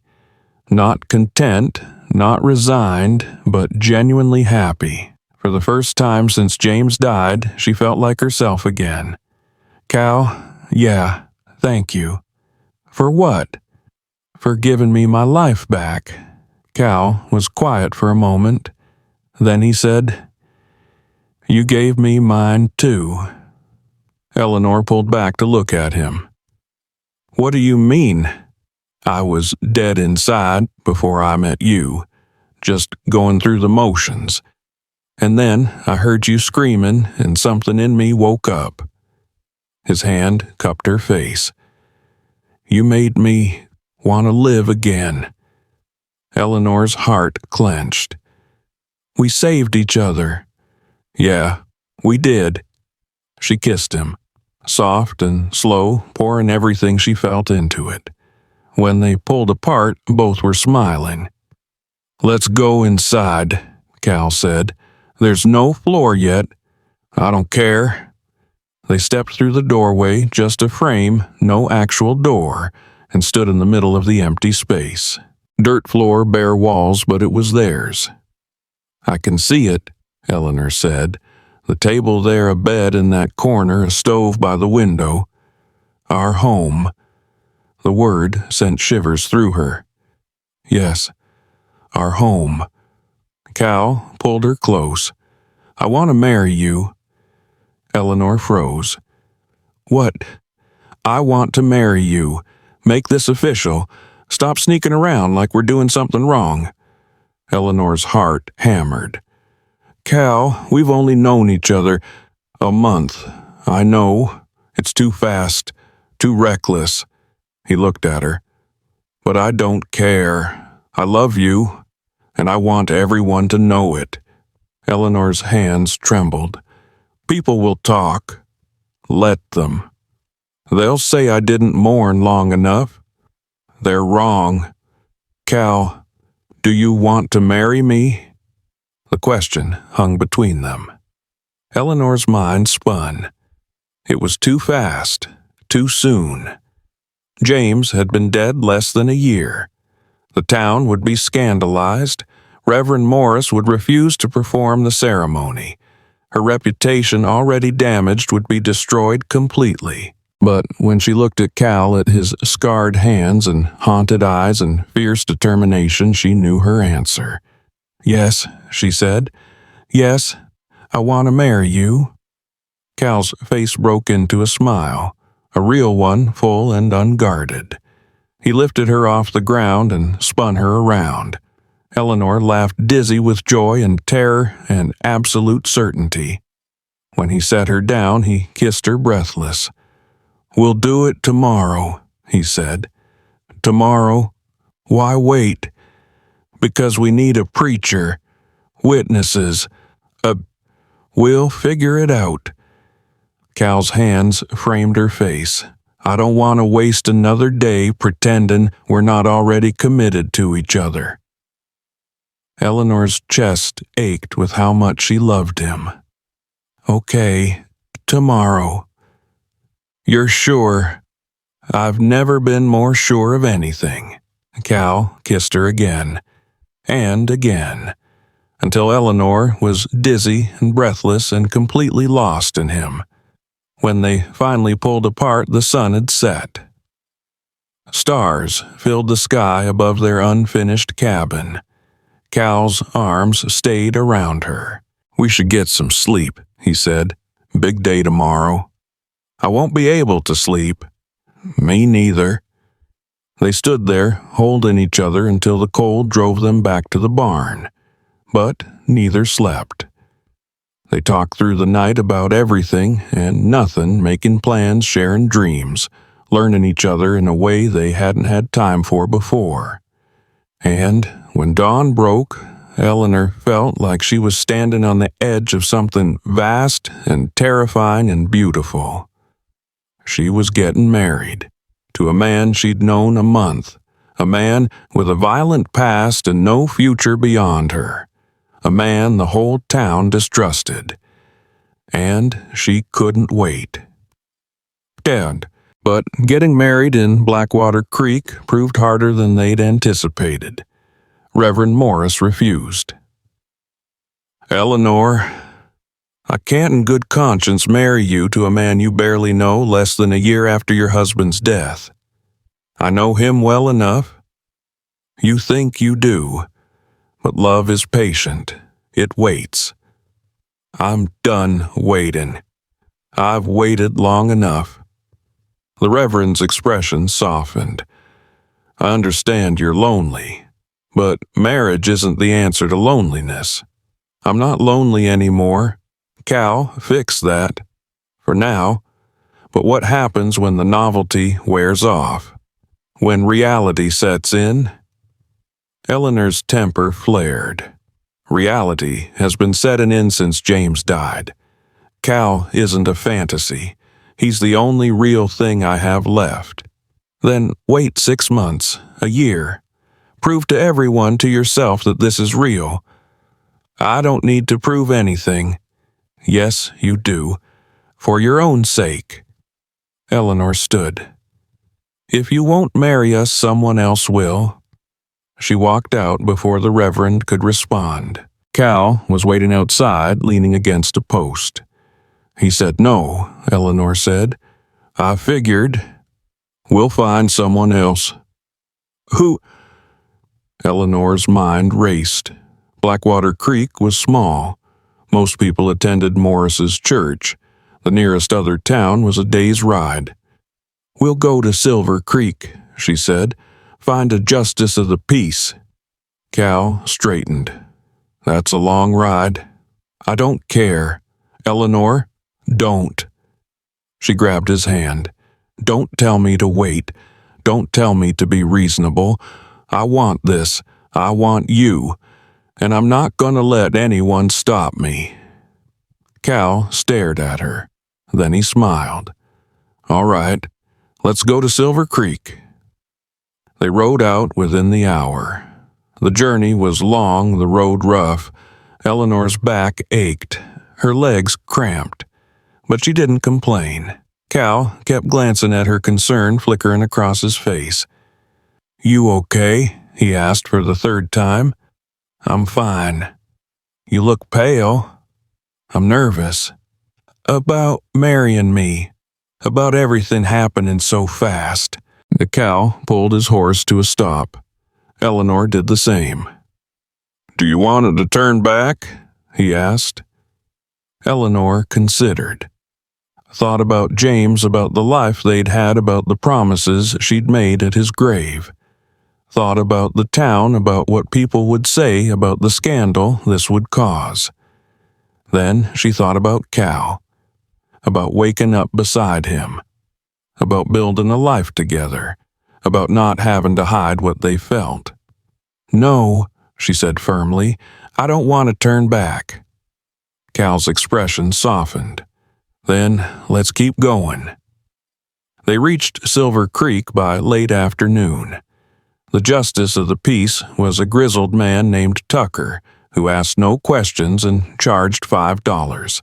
He married them in his office, his wife and clerk serving as witnesses. The ceremony lasted 3 minutes. No flowers, no music, no guests. Just Cal and Eleanor standing side by side, repeating vows that felt more real than any elaborate ceremony could have been. When Tucker pronounced them married, Cal kissed her. Eleanor kissed him back, her heart so full she thought it might burst. You're my wife, Cal said like he couldn't quite believe it. And you're my husband. They laughed. Tucker's wife offered them coffee. They stayed long enough to be polite, then rode out eager to get back to their unfinished cabin, to their new life. The sun was setting when they reached the edge of Blackwater Creek. Cal pulled his horse to a stop.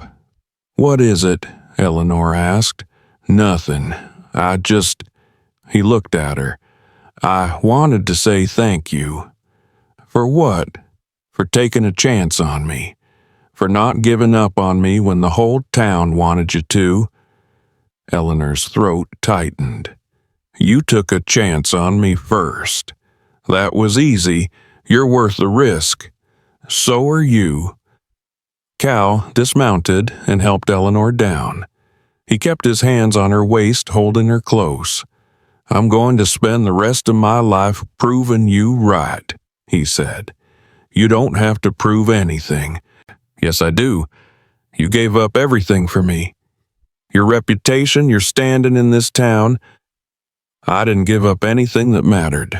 I chose you because you matter more. Cal's eyes glistened. I don't deserve you. Stop saying that. It's true. It's not. Eleanor pulled him down for a kiss. We deserve each other, and we deserve to be happy. Cal nodded. Yeah, we do. They rode the rest of the way in comfortable silence. When they reached the barn, Cal helped Eleanor down and immediately started unhitching the horses. Leave them, Eleanor said. They can wait 5 minutes. She took his hand. Come with me. She led him to the cabin. They stepped inside and Eleanor turned to face him. This is our home now, she said. Our life. No more hiding. No more being careful. Just us. Cal's hands settled on her hips. Just us.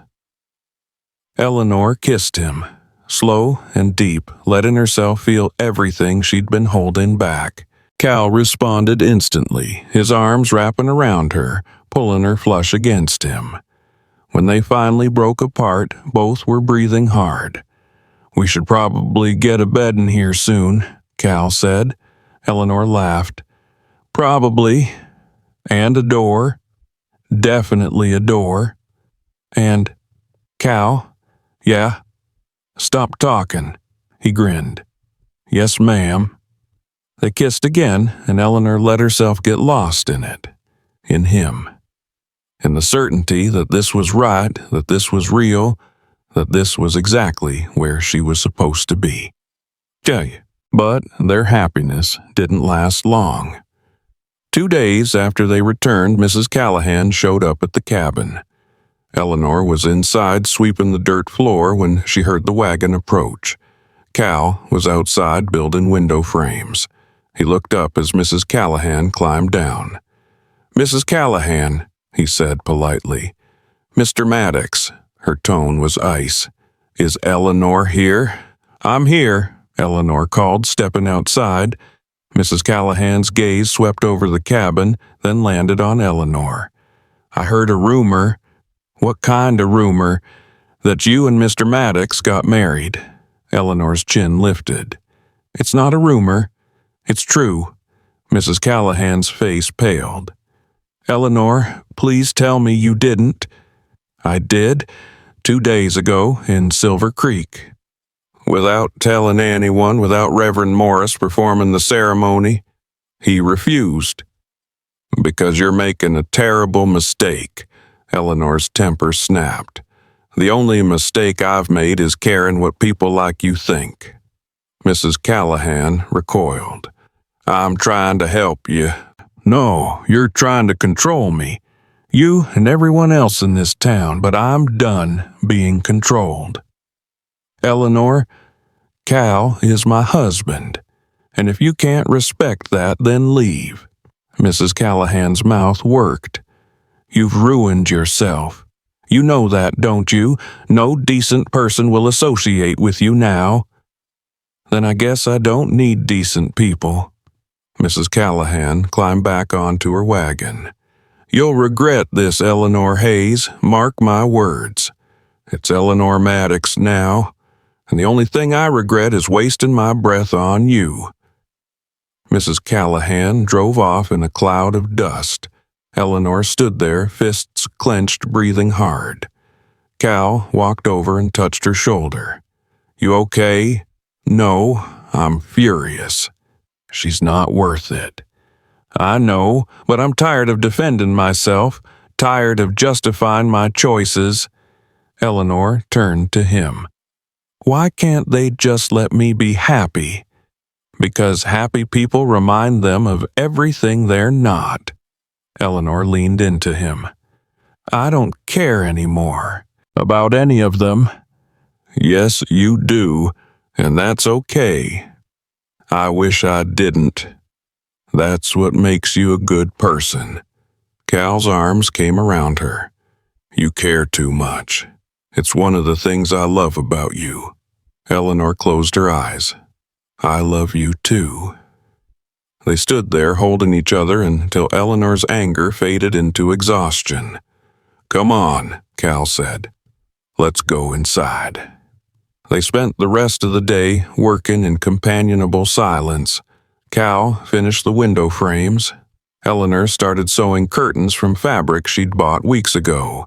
The cabin slowly transformed from a shell into something that resembled a home. By evening, they were both too tired to cook. Cal made coffee. Eleanor found some bread and cheese left over from yesterday. They sat on the dirt floor backs against the wall and ate. "It's not much," Eleanor said. "It's everything." She looked at him. "You really mean that?" "Yes. Even though we have no furniture, no real floor, no—" "Eleanor," Cal set his coffee down. "I've slept in trenches. I've eaten hardtack and dirty water. I've lived with nothing for so long I forgot what having something felt like." He took her hand. This is a palace." Eleanor's eyes burned. "You make it easy to love you." "Good, because you're stuck with me now." Eleanor laughed. "Yeah, I am." They finished eating in silence. When the stars came out, Cal spread his bedroll on the floor. Eleanor lay beside him, her head on his chest, listening to his heartbeat. "Cal, yeah, are you happy?" "Yes." Even with everything that's happened, the jail, the town talking, all of it, Cal's arm tightened around her, especially because of all that. It proved what we have is real, that we can survive anything together. Eleanor's throat tightened. I'm scared we're not done surviving yet. We're probably not, but we'll face it together. Promise. Promise. Eleanor closed her eyes. Cal's hand moved over her hair in slow, soothing strokes. She felt safe, loved, home. And for now, that was enough. The next few weeks fell into a rhythm. Cal worked on finishing the cabin.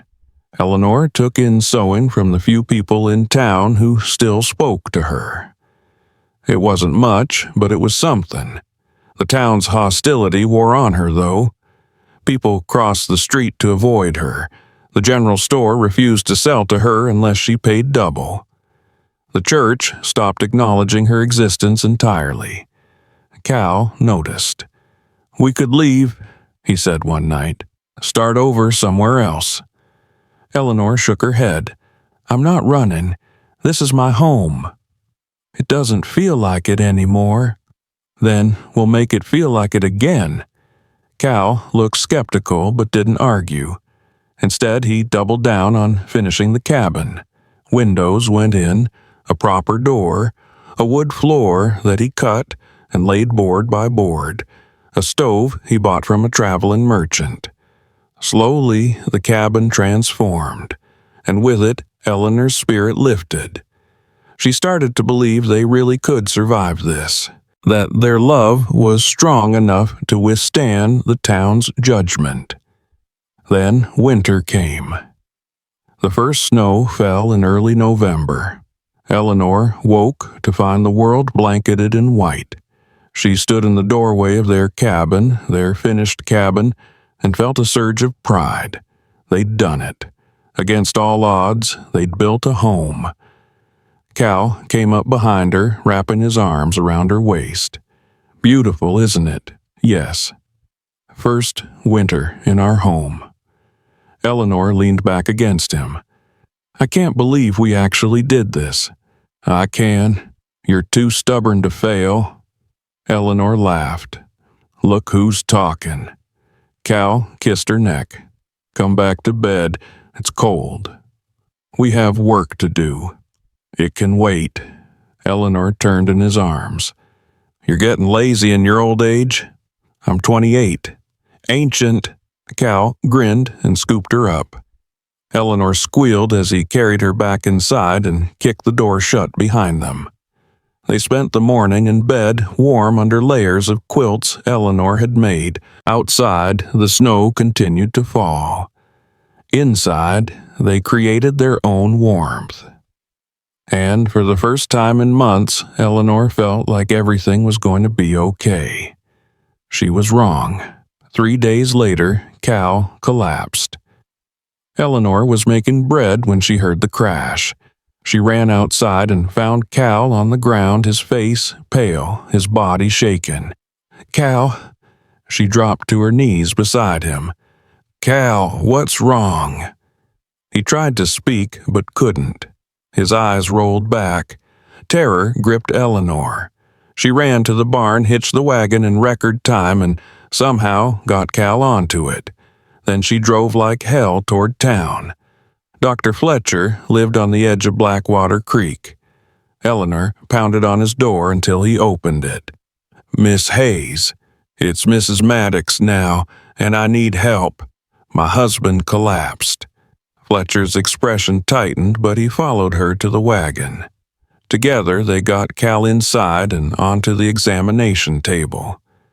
Fletcher worked quickly, checking Cal's pulse, his breathing, his eyes. Eleanor stood back, hands pressed to her mouth, trying not to scream. Finally, Fletcher straightened. He has pneumonia. Eleanor's knees went weak. Will he live?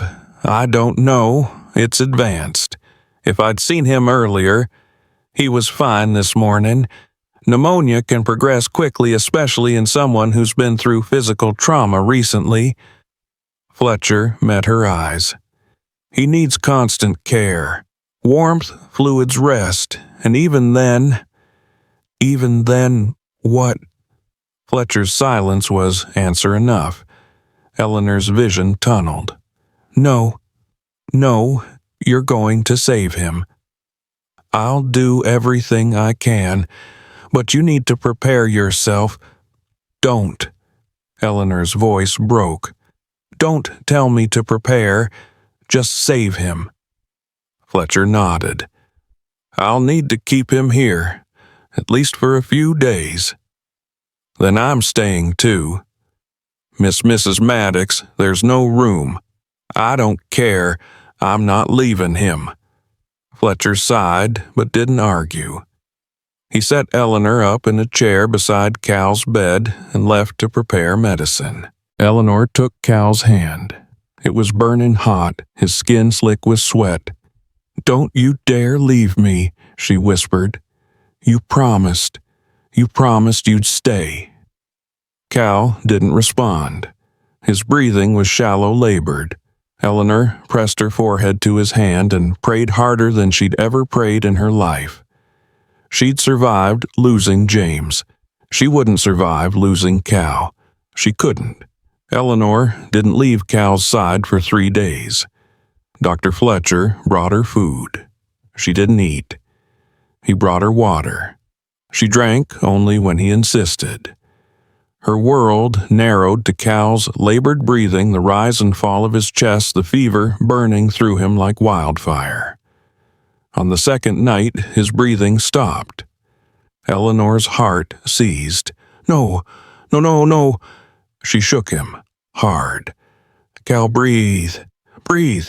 Nothing. Fletcher rushed in. He listened to Cal's chest, then started pressing on it in rhythmic motions Eleanor didn't understand. Once, twice, 3 times, Cal's body jerked. He gasped a horrible wet sound and started breathing again. Eleanor collapsed against the wall, shaking so hard her teeth rattled. Fletcher looked at her, his face grave.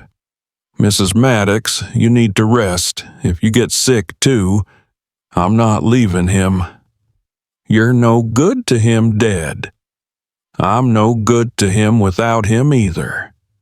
Fletcher sighed, but didn't argue further. He checked Cal's pulse, adjusted his blankets, and left.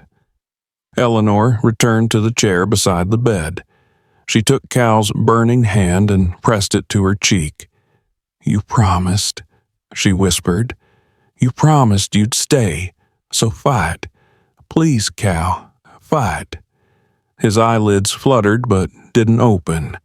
Eleanor talked to him through the night, reminded him of the cabin they'd built, the life they'd planned, the future waiting for them. She told him about the curtains she'd finished, about the table she wanted to build, about the garden they'd plant in spring. She talked until her voice gave out. Then she just held his hand and prayed. Dawn came. Cal's fever hadn't broken. Fletcher came in with fresh medicine. His lungs are filling with fluid. If we can't get it out, what do we do? Keep him upright. It'll help him breathe. And keep talking to him. Sometimes they can hear us even when they can't respond. Eleanor nodded. Fletcher helped her prop Cal up with pillows, his head lolled to the side. His breathing was worse wet, rattling like he was drowning from the inside. Eleanor climbed onto the bed beside him, careful not to jostle him too much. She wrapped her arms around him and put her mouth close to his ear. I know you're tired, she said. I know you want to let go, but I need you to hold on just a little longer. Please. Cal's hand twitched in hers, the smallest movement, but it was something. That's it, Eleanor said, her voice breaking. That's it, stay with me. Don't leave me, Cal. Don't you dare leave me. She stayed like that for hours, holding him, talking to him, willing him to live through sheer force of stubbornness. By midday she felt him shift, His head turned slightly toward her. Eleanor. Her heart stopped. His voice was barely a whisper, cracked and raw, but it was his voice. "I'm here," she said, pulling back to look at his face. His eyes were open, barely just slits, but open. "You're still here," he rasped. "Of course I'm still here. Where else would I be?" "Thought I was dying." "You were. But you didn't. You're too stubborn." A ghost of a smile touched his lips. "Learned from the best." Eleanor's eyes filled. "Don't you ever scare me like that again." "I'll try." "Promise me, Cal." His hand squeezed hers weakly. "Promise." Fletcher came in, then relief washing over his face when he saw Cal awake. He checked his vitals, listened to his lungs, and nodded. "The fever's breaking. You're not out of danger yet, but you turned a corner." Eleanor let out a sob. Cal's hand tightened on hers again. "I'm okay," he whispered. "We're okay." Eleanor pressed her forehead to his. "Yeah, we're okay." Cal stayed in Fletcher's care for another week. Slowly, painfully, he recovered. His color returned. His breathing eased. His strength came back in increments. Eleanor stayed with him the entire time. She slept in the chair 8 when Fletcher forced her to and spent every waking moment making sure Cal was still breathing. On the 8th day, Fletcher declared him well enough to go home. "But he needs rest," Fletcher warned. "Complete rest. No heavy work for at least a month." "I'll make sure of it," Eleanor said. They made the journey back to the cabin slowly. Cal was weak, leaning heavily on Eleanor. By the time they reached home, he was exhausted. Eleanor got him into bed, their real bed, with the quilts she'd made and the pillows stuffed with goose down, and covered him up. "Sleep," she said. "Come with me." "I need to make you soup." "Eleanor," Cal caught her hand. "Come with me, please." She looked at him, at his pale face and tired eyes, and couldn't refuse. She climbed into bed beside him, and he immediately pulled her close. "I thought I lost you," she whispered. "I'm hard to kill." "Don't joke about that." Cal's hand moved over her hair. "I'm sorry I scared you." "I thought I was going to have to bury you. I thought—" Her voice broke. "I can't do this without you, Cal. I can't." "You won't have to." "You can't promise that." "Yes, I can, because I'm not going anywhere." He tilted her face up. "I fought death for you, Eleanor, and I won. That has to mean something." Eleanor's tears spilled over. "It means you're mine, and I'm never letting you go." "Good, because I'm never leaving." They fell asleep like that, tangled together, holding on like they were each other's lifeline. Because they were. Recovery was slow. Cal chafed at the forced rest, but Eleanor was relentless. She made him stay in bed for 2 full weeks, brought him every meal, sat with him while he ate, refused to let him so much as stand without her permission. "You're worse than a jailer," he complained one afternoon. "Good. Maybe you'll actually heal." "I'm fine." "You almost died." Key word, almost. Eleanor set down the soup she'd been feeding him. "Cal, I watched you stop breathing. I watched Fletcher bring you back. So forgive me if I'm a little overprotective." Cal's expression softened. He reached for her hand. "I know. I'm sorry. I just hate feeling useless." "You're not useless. You're healing. There's a difference." "Tell that to my pride," Eleanor smiled. "Your pride will survive." Cal pulled her onto the bed beside him. "Thank you." "For what?" "For not giving up on me, for staying, for—" He swallowed. "For loving me enough to fight for me." Eleanor's throat tightened. "I'll always fight for you, even when I'm being difficult, especially then." Cal kissed her, soft and slow, grateful and tender. When they pulled apart, Eleanor rested her forehead against his. "I love you," she said. "I love you too." They stayed like that until Cal fell asleep. Eleanor watched him for a long time, memorizing the peaceful lines of his face, the steady rise and fall of his chest. She'd almost lost him. The knowledge sat heavy in her chest, a constant reminder of how fragile life was. But he was here. He was alive. And that was all that mattered. And by December, Cal was well enough to move around the cabin. He still tired easily, but his strength was returning. Eleanor caught him trying to chop firewood one morning and nearly had a fit. "What are you doing?" she demanded. "We need wood." "I'll get wood. You rest." "Eleanor." "Cal Maddox. If you don't put that axe down right now, I swear I'll tie you to the bed." Cal's eyebrows rose. "Is that a threat or a promise?" Eleanor's face heated. "It's a threat." Cal grinned but set the axe down. "You're terrifying when you're angry." "Good. Maybe you'll actually listen to me." "I always listen to you." "No, you hear me. There's a difference." Cal laughed and pulled her into his arms. "Fine, I'll rest, but only because you asked so nicely." "I didn't ask nicely. I know. That's what made it effective." Eleanor shook her head, but couldn't help smiling.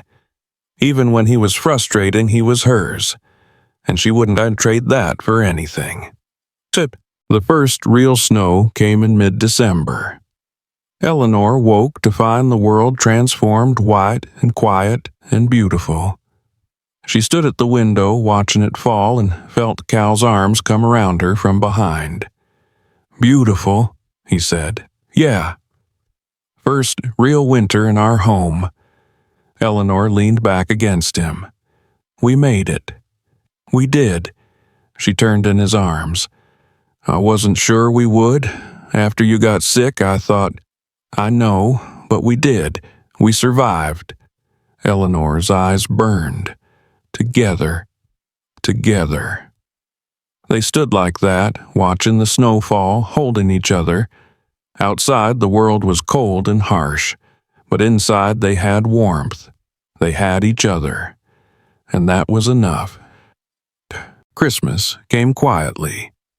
They had no money for gifts, no family to celebrate with, but Eleanor made a special dinner, roasted chicken, potatoes, bread, and Cal carved her a small wooden box. "For your sewing things," he said, handing it to her. Eleanor turned it over in her hands. It was simple, but beautiful, the wood smooth and carefully shaped. "Cal, this is—" Her voice caught. "It's perfect. I wanted to give you something after everything you've done for me." Eleanor set the box down and threw her arms around him. "You've already given me everything." Cal held her tight. "So have you." They spent the evening by the fire, talking and laughing and planning for the future. Cal talked about building a barn in the spring. Eleanor talked about planting a garden. They made lists and plans and promises, building their future one word at a time. When the fire burned low, they went to bed. Cal pulled Eleanor close and she tucked herself against him, her head on his chest.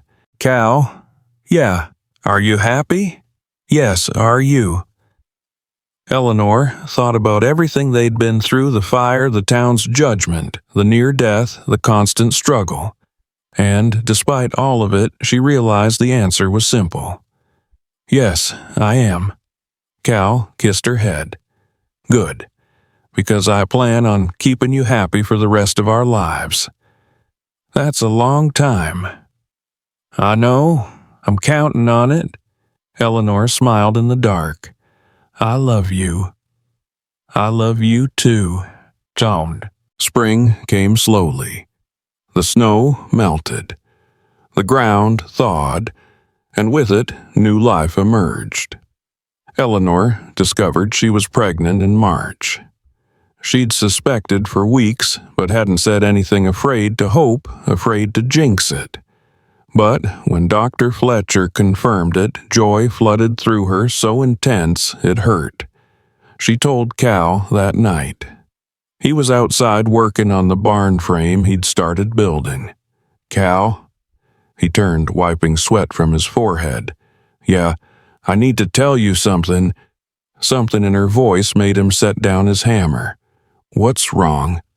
Nothing's wrong, it's just... She took a breath. I'm pregnant. Cal went very still. You're pregnant, about 3 months along. Cal's face went through a dozen emotions: shock, disbelief, fear, then finally joy. Pure, unfiltered joy. We're having a baby, he said, like he couldn't quite believe it. Yes. Cal crossed to her in 3 strides and scooped her up, spinning her around. Eleanor laughed, dizzy and deliriously happy. When he set her down, his eyes were wet. I'm going to be a father. You're going to be a great father. I don't know how, neither do I, but we'll figure it out. Together. Cal's hands framed her face. I love you so much. I love you too. He kissed her, and Eleanor felt something settle in her chest. This was right. This was real. This was the life they'd fought so hard to build. And it was just beginning. Da-da! The baby came in October, a little girl with Cal's dark eyes and Eleanor's stubborn chin. They named her Hope. Labor was long and brutal. Eleanor screamed until her voice gave out. Cal held her hand the entire time, whispering encouragements, refusing to leave even when Fletcher tried to make him. When Hope finally arrived, tiny and squalling and perfect, Eleanor burst into tears. Cal cut the cord with shaking hands. Fletcher cleaned the baby and handed her to Eleanor. She's beautiful, Eleanor whispered. Cal stared down at his daughter, his face full of wonder. She's perfect. Hope opened her eyes, dark and curious, and looked right at Cal. Something in his expression cracked open. He touched her tiny hand, and she gripped his finger. Hello, Hope, he said, his voice rough.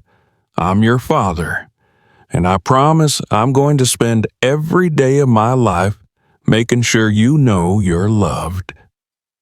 Eleanor's heart swelled. She looked at Cal, this man who'd ridden through fire for her, who'd built her a home, who'd fought death to stay by her side, and felt overwhelming gratitude. Thank you, she said. Cal looked up. For what? For staying, for fighting, for giving me this. Cal leaned down and kissed her forehead. Thank you for giving me a reason to. Yeshab. Life settled into a new rhythm after that. Hope grew fast, laughing and babbling and filling the cabin with noise. Cal proved to be a natural father, patient and gentle in ways Eleanor had never expected. He carved toys for Hope, sang her to sleep, walked the floors with her when she cried. Eleanor watched them together and felt her heart grow 3 sizes. The town slowly came around too. It was hard to maintain hostility toward a young family just trying to survive. Mrs. Callahan even stopped by one day with baby clothes. I was harsh, she said stiffly. I apologize. Eleanor accepted the apology and the clothes. She didn't forget the cruelty, but she could forgive it. Life was too short to hold grudges. By the time Hope turned 1, the cabin had become a real home. Cal had finished the barn and bought 2 cows. Eleanor's garden flourished. They weren't rich, but they had enough, more than enough. One evening, as they sat on the porch watching Hope toddle around the yard, Cal took Eleanor's hand. "Do you ever regret it?" he asked. "Regret what? Marrying me, choosing this life." Eleanor looked at him, at the man who'd saved her in more ways than one, who'd given her hope when she had none, who'd loved her through fire and pneumonia and judgment and pain. "Not for a second," she said. Cal smiled. "Good, because I don't either." Hope squealed and fell onto her bottom. Both parents moved to help her, but she stood on her own, grinning proudly. "She's got your stubbornness," Cal said, "and your courage. Poor kid. She doesn't stand a chance." Eleanor laughed. Cal pulled her close, and they watched their daughter play, watched the sun set over the land they'd built together, watched their life unfold exactly as it was meant to. Years later, when Hope was grown and had children of her own, she asked her mother about the cabin. "How did you and Papa build this place?" Eleanor looked around at the home that had weathered storms and seasons and time, at the walls that had sheltered 3 generations, at the foundation that had held strong through everything life threw at it. "We built it the same way we built our life," she said, "one nail at a time, one day at a time, together." Was it hard?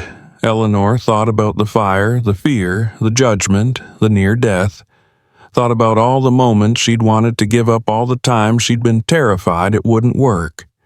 "Yes," she said honestly, "it was the hardest thing I've ever done. But worth it." Eleanor looked out the window and saw Cal playing with their grandchildren, his hair gray now, but his smile just as real as it had been that first night when he'd ridden through fire for her. "Worth every single moment," she said. Because love wasn't found in the rescue, it was found in what came after, in the choice to stay when leaving would have been easier, in the decision to build when destruction seemed inevitable, in the commitment to hold on when every instinct screamed to let go. Eleanor Hayes had lost everything in a fire, but Cal Maddox had helped her build something better from the ashes. Not just a cabin, not just a life, but a love that proved some things were worth fighting for, worth surviving for, worth living for. And in the end, that was the only truth that mattered. They had loved, they had survived, and they had built something that would outlast them both.